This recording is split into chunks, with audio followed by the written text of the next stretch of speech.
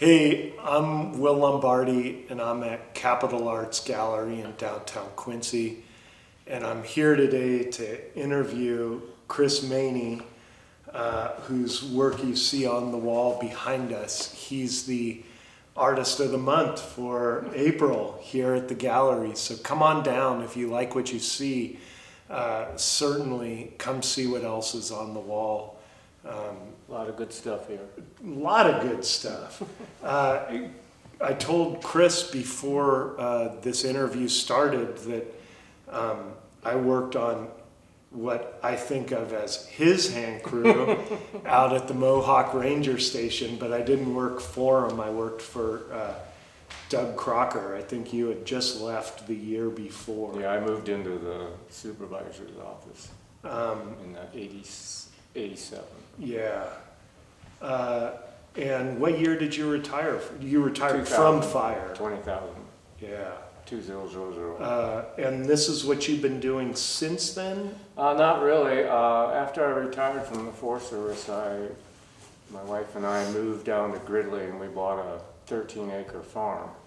And we were going to go into the organic farm business. All right. We lasted 10 years. What were you growing? Everything from cows to cattle to pigs to chickens, and then we had about a 3-acre garden.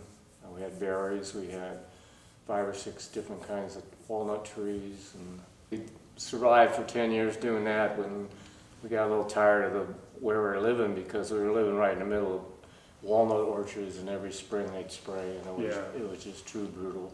Yeah. We had too much drift, and we couldn't get certified by the California Organic Association because we had too much drift. So there was no sense farming if you can't be organic. Yeah. You can't make any money anywhere else. So then I moved up to a place called Smartsville. Yeah. You know, only because I thought the name was cute, and we got a place up there. And I lasted there for about 7 or 8 years, and then I had a heart attack in 2015, and it changed my perspective on life. And I moved back here in Quincy in October 15, and this summer will be my 43rd summer in Plumas County. It's the best place to be. It's my home. I love to hear that. So then, you've gone from wildland firefighter to organic farmer. Was art always somewhere in the mix? And specifically, where did you pick up embroidery? Did you work in other mediums?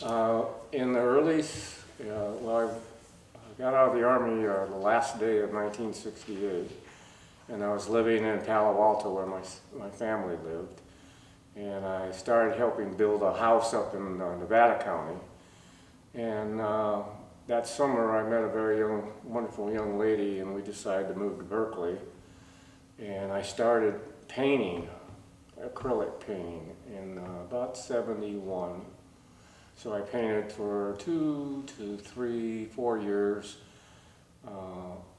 In the Bay Area, I was involved with a couple mural groups, and I did a lot of freelance and basically acrylic, similar to what these designs are, but more abstract.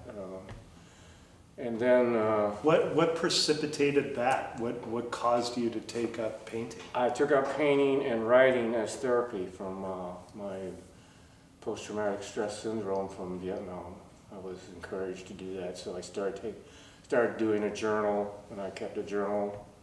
And then I went to college at Laney College in Oakland, and got into art a little bit there, and it just seemed like something to do. I feel very strongly about the therapeutic as well as necessary critical work that the fine arts and humanities can do. I'm a big proponent that everybody should be an artist of something. No joke, and I'm glad that you brought up writing, because I have your book here too, and maybe we circle around to it or not, but it's here in the gallery. Yeah, I wrote as well. Actually, I wrote the original manuscript in the mid-70s, and so it's pretty much a digest of that period of firefighting, which is totally different than now. Oh man! But and it was published in 2012. So yeah, I have other writings too, but they're basically in a file Sure. cabinet. Sure. So, My son can deal with them. so when you started painting in Berkeley, it was for therapeutic reasons, as you say. What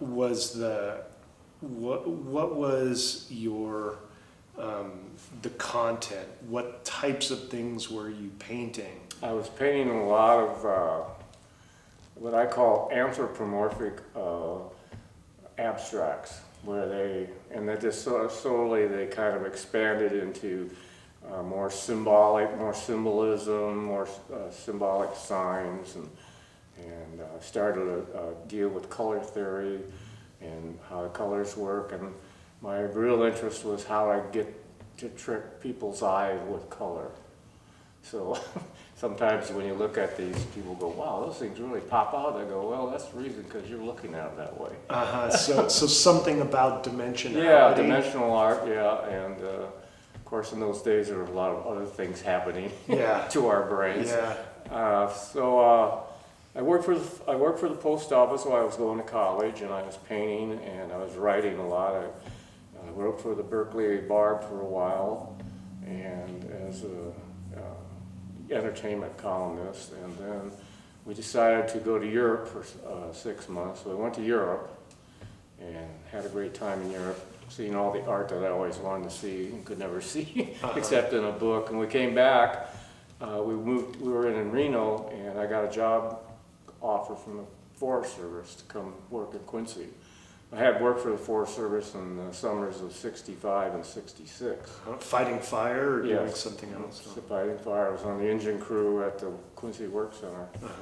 And so I called up my old boss at that time, who's now, and he became my boss again. And he offered me a job on the spot, so I moved back here in '74. Was that who, Joe Wood or something? No, that was Gene Miller. Oh, sure. Cyrus Miller. You might know his wife Sue. She's a realtor. Good dear friends of mine. And so then I was still painting, kind of painting. Were you painting when you were in Europe? Oh no, we were just vagabonding. I was going to say, you're kind of plotting a countercultural trajectory, right? You know, like literally there's this... Yeah, well, I've been considered that. People have called me that. I mean, I love to... When I went for work for hear the it. Forest Service in the '70s, they called me the original hippie. And then I got mad about it, so then became Mad Dog. That's a whole nother story. So in the winters, I get laid off, and so we decided to spend our winters in Mexico and Guatemala. And since I couldn't pack up my whole studio of paints, I started embroidering. A friend of mine was an embroiderer, and he did some embroidery. He doesn't do any embroidery anymore. He quit many years ago because his hands got all messed up. But I picked up embroidery, so I actually started embroidering. I think I finished my first piece in '74. And so I embroidered then and there, and then I got a career appointment with the Forest Service, and it became my muse. So I put art aside. I still wrote a lot, but I stopped painting. Mexico and Guatemala put me in mind of Yeah, what there's I'm a seeing here. lot of influence here, because my wife was graduated from Berkeley as an anthropology major, and her specialty was Mayan culture. So Was that part of the reason you were down there? Yeah. And you'd tag along to some of these sites, and you were... Yeah, we went to all the big ones, all the little ones. We went to every one they could get to in those days. In the '70s, it was still pretty nice back down there. Now it's a little dangerous. But yeah, so when I made this life choice in 2015, I decided to move back to Quincy and become the artist that I always wanted to be. Yeah, heck yeah. That's basically where I'm at right now. I ride my e-bike, I embroider, I go for walks, I take a trip every other year, and just hang out with my friends in Plumas County, because it's one of the greatest places there is. Yeah. I've been in a lot of places, and this is a great place. I It has a real vibe to it. how much does your art figure into that, your everyday life? I spend between 2 to 5 hours a day. That's considerable. Yeah, you have to because it takes so much time. So you have to dedicate yourself to do that. And what does an embroiderer's studio consist of? My living room. And what I mean, do you have the ball game on in the No, background? I rarely have anything on it. And sometimes music. Sometimes I play music, but most of the time I sit and meditate as I embroider. And you get yourself in a space that's, 3 hours go by just like that. And so a lot of it is a meditative thing, which goes back to just working on where my consciousness and unconsciousness is. And so I do 2 to 3 hours, 2 hours in the morning usually, and then I will listen to the news. I don't watch it, I listen to it, and then I do about 3 hours in the afternoon. If I'm, sitting there. Sometimes Sunday and Mondays are my big day. I usually do 5 to 6 hours, just because.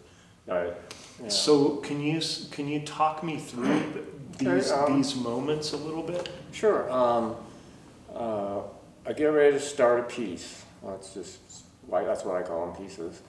And I come up with a theme, an idea. What do I want it to be? Maybe maybe more outdoorsy, maybe a little more psychedelic, maybe a little abstract. Do I want to tell a story? Some of these are actually little stories. And so I decide what that theme is going to be. For example, this one is butterflies, obviously. So I'll sit down and I'll get the butterflies drawn out. And generally it starts with one, like a mandala. It starts with a center, and you put usually put my theme into that center, and then the next decision is the color. What kind of color, what's the color form going to be? So then I start put the original design in centered or semi-centered, and then I decide on the colors, and then I just start embroidering. And in the course of that embroidering, the rest of the picture generally creates itself. It's actually an organic process. I may, after I finish for the day, I'll sit there and put it on a easel and look at it. And maybe later on I go, well, that needs a little something up there, or a little triangle over there. But generally when I'm sitting there, as you get it growing, as it grows, they actually grow, this is going to sound silly, start talking to me. I mean, not verbally, not yet anyway. If I answer them, then we're in trouble. Yeah, right. But anyway, they start creating themselves, and then one of the things I'm always trying to do is put dimension into it, because I work the opposite of a traditional artist. I work from the front back. Most artists work from the back front because they're trying to make light. And I'm not trying to do that. I don't care about natural light or recreating a natural form. I'm trying to just create a design and an image and a feeling that somebody will look at and go, wow. Does texture play into it? Yes. Texture is a great part of the embroidery. In fact, I use standard embroidery floss. DMC is the brand. It comes from France. It's the best in the world. If you buy any other, you're wasting your money. And it comes in 6 strands, 6-strand floss. And 6-strand is about 20 strokes to an inch, and then you break that down. So if you want texture and a reveal or a bas relief, you have to break that down. So sometimes I start with a small thread count, 2 to 3 in the middle, and work them out through 4 to 5 and 6. Sometimes I do the opposite, do a heavy start, heavy core, and then fan out the texture after that. And also embroidery is very important because this is satin floss, so how the light reflects off the floss is based upon the stitch that you use. So if you use a running stitch, which is just a running stitch, that catches the light a certain way. If you use a satin stitch, which is a fill stitch, that catches the light a certain way. And then if you mix them together, and I found over the last 7 years now, if you mix the two stitches together, you can actually eliminate a lot of the fancy stitches that most traditional embroiderers use, and just use a straight running stitch or fill stitches, and you can create almost anything that way. So make any sense? Yeah. So yeah. Well, no. So I mean, I'm thinking in lots of directions, but listening to you talk, I asked about your process, and then we sort of arrive at the product, right? At the texture, and again, to my mind, this sounds like there's a lot of not just technique, but it's also very technical. And so to achieve this sort of meditative state as you're creating and following the art outwards, as you say, it sounds like there's a planning stage. It sounds like you make some very deliberate choices, and then you begin to fill in the blanks, and it's when you start to fill in the blanks. Consider it a paint by number set that has no design except the design that you create. Yeah. I mean, sometimes I'll just start with a yin-yang symbol. A lot of times I will just start with a yin-yang symbol, and okay, so how am I feeling today? Am I feeling, open, closed? Am I, upset with what's going on in the world? How do I want that yin-yang to be balanced in this piece? So then sometimes I'll add other kind of symbolism. I use a lot of symbolism, a lot of ancient symbolism, multicultural. Sometimes I mix the cultural together, and people go, "Well, that's pretty interesting. That's a Mayan face and a Egyptian ankh together. How'd that work out?" Well, they're both around. I think I saw that. Isn't that on the wall? Yeah.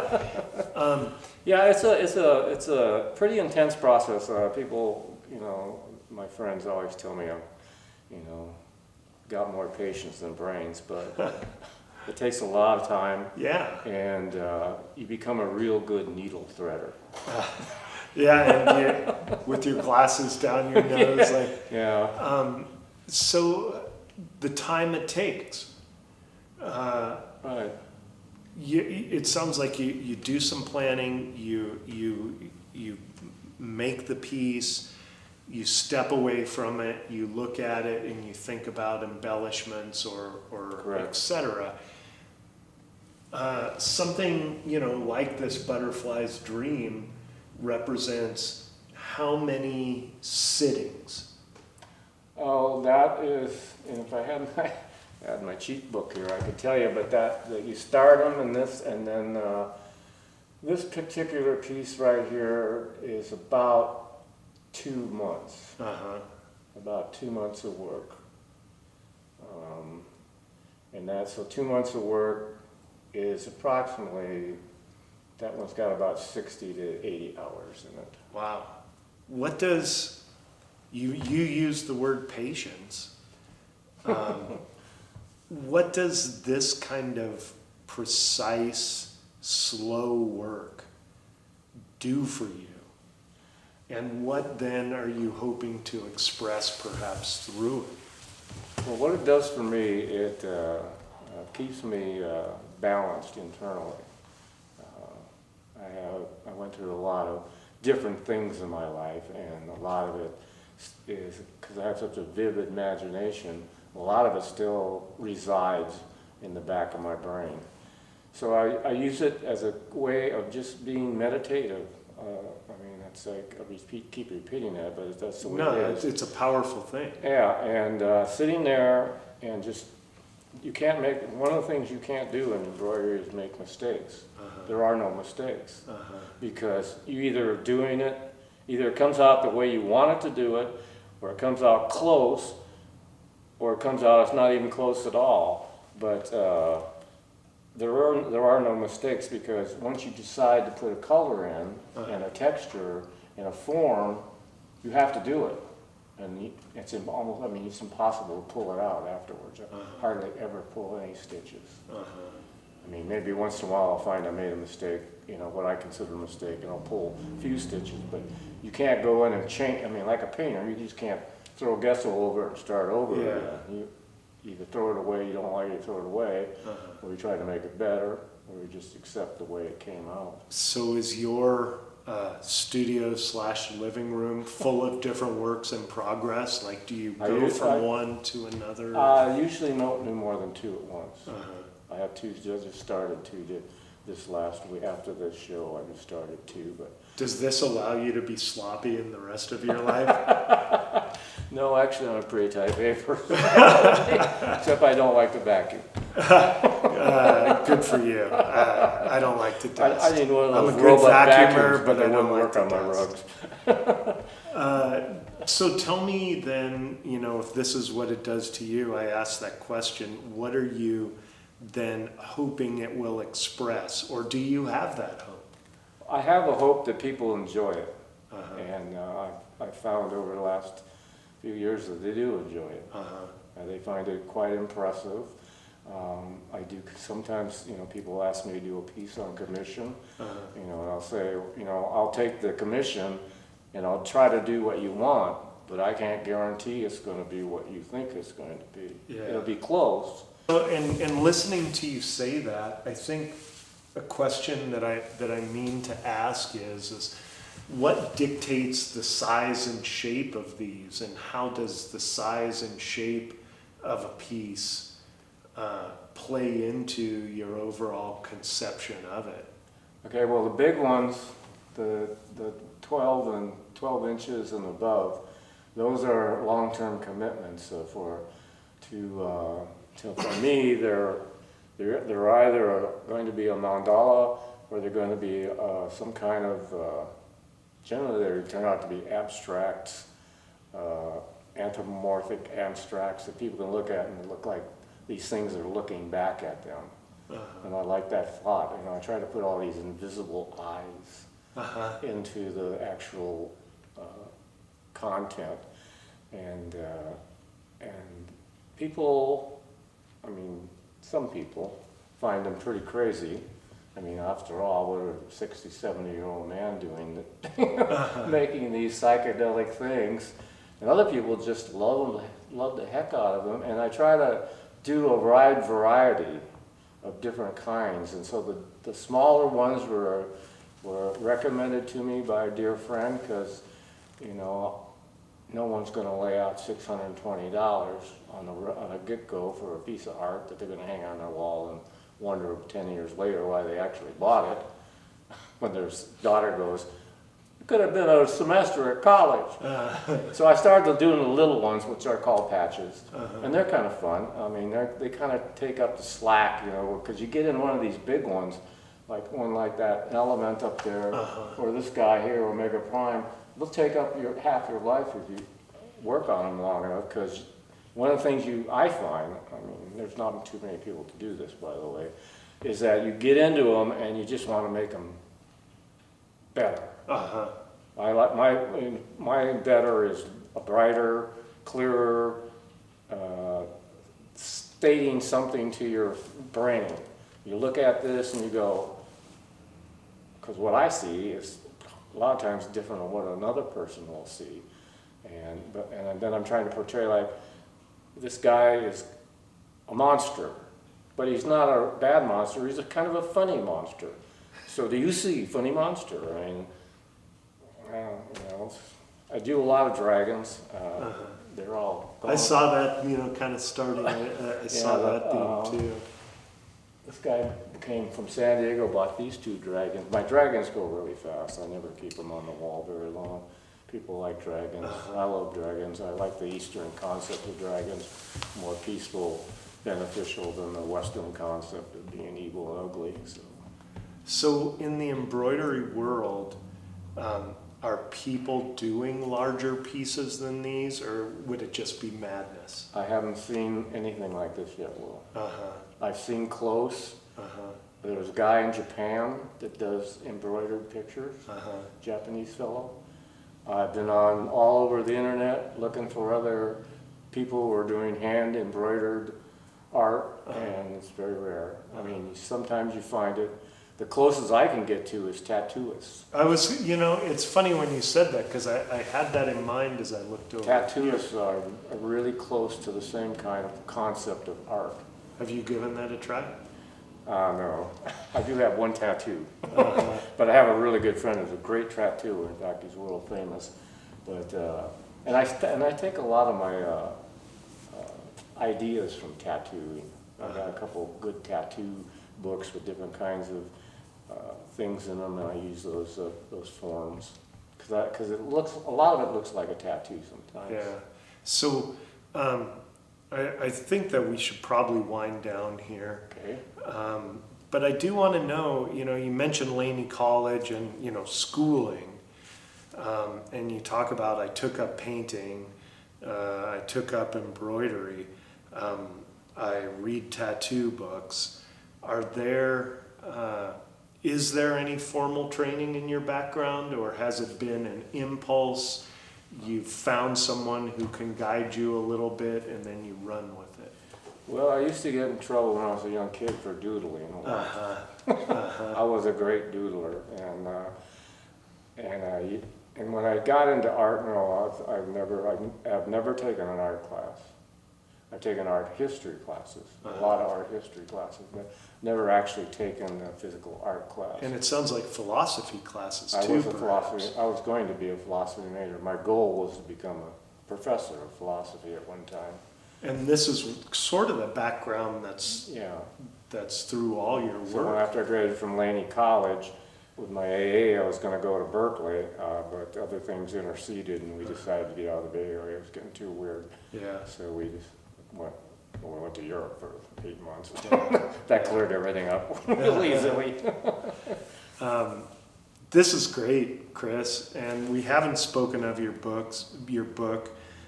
Is there anything you'd like to say about this? This is it's a kind of a memoir. Well, it's a memoir. It's set in the mid '70s on Plumas National Forest.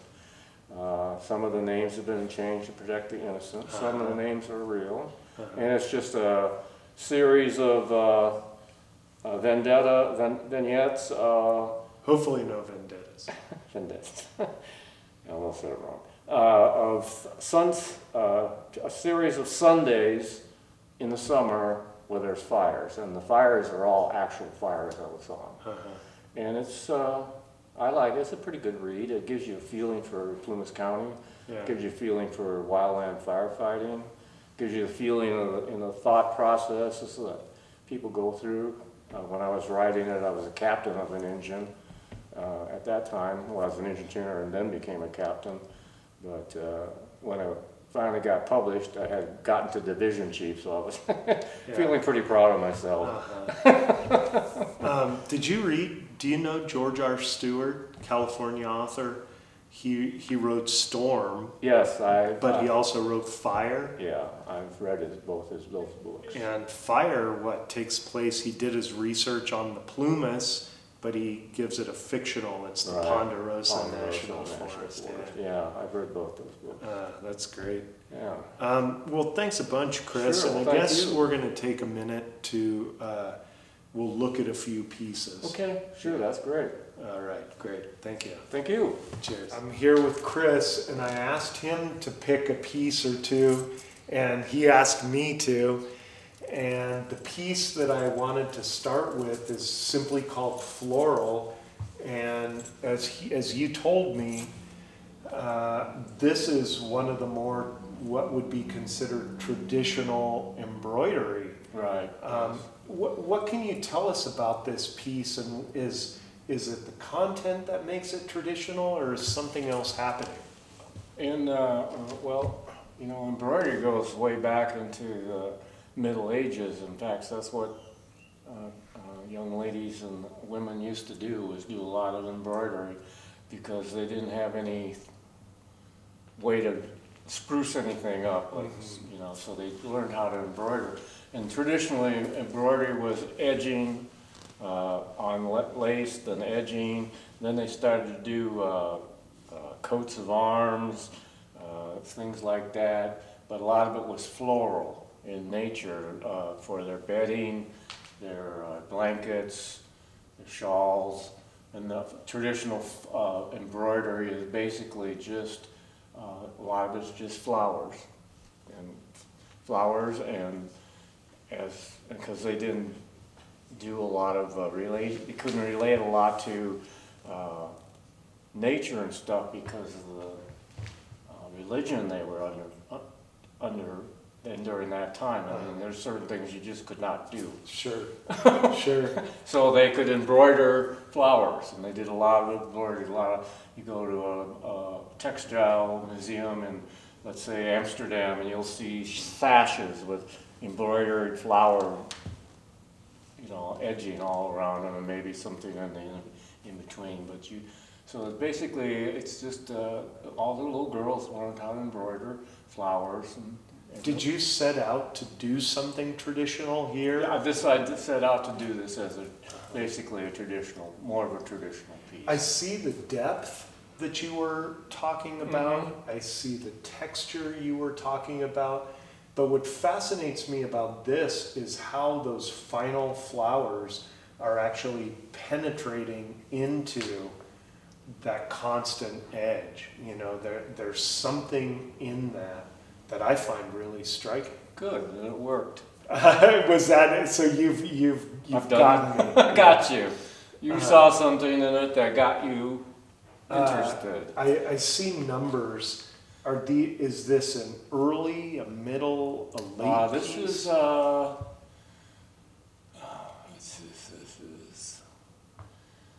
is 77. So this is pretty. I'm at about 110 now. So this is later, a later piece. I get it. It's this is not last year. It's probably the year before last year. Because last year I didn't do a lot because I did a lot of traveling last year. Oh, super fun. I love it. Oh, good. Thank you. So we've gone from floral to sea turtles simply swimming, and you chose this, and we're looking at it as an example of embroidery minimalism, is what you said. That's correct. Well, yes, this is a piece that I was going to do a turtle, you know, because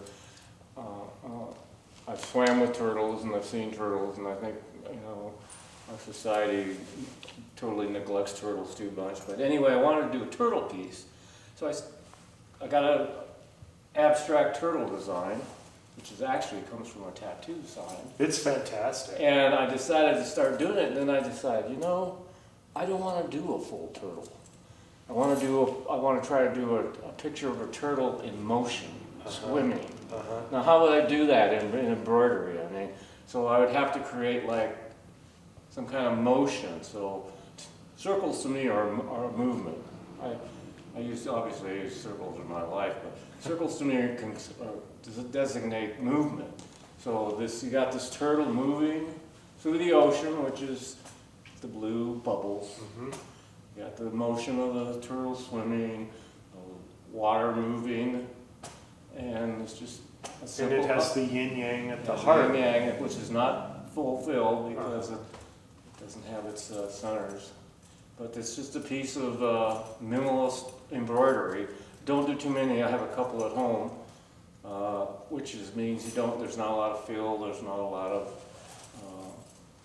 fade. How do you feel when you're creating something like this as compared to something that is just so richly layered, like some of these other This pieces? is a challenge because it's hard to for me, it's easy to make something, you know, tremendously large and colorful. To reduce it down and just to, you know, I have to go back and think about all the artists that I've looked at in life and the minimalists and how they could take something that really simple and says something really large. Anyway, that's This is wonderful. That's my effort on that. I'm glad you chose this piece. Okay, great. Thanks a lot. You bet. Okay, well, this one is one badass alien mofo, and it and I have lived together. We lived together for almost 4 months to do this, and it's a cross between the movie Alien, the movie Predator, and all the nasty things that reside in the id of your mind. And I love the title. The titles on these we haven't gotten to speak about, but they seem very meaningful, and in this case, kind of humorous. Yeah, it's a pretty humorous piece, I think. Yeah. I like it. All right. Thanks, Chris. Sure. Thank you, Will.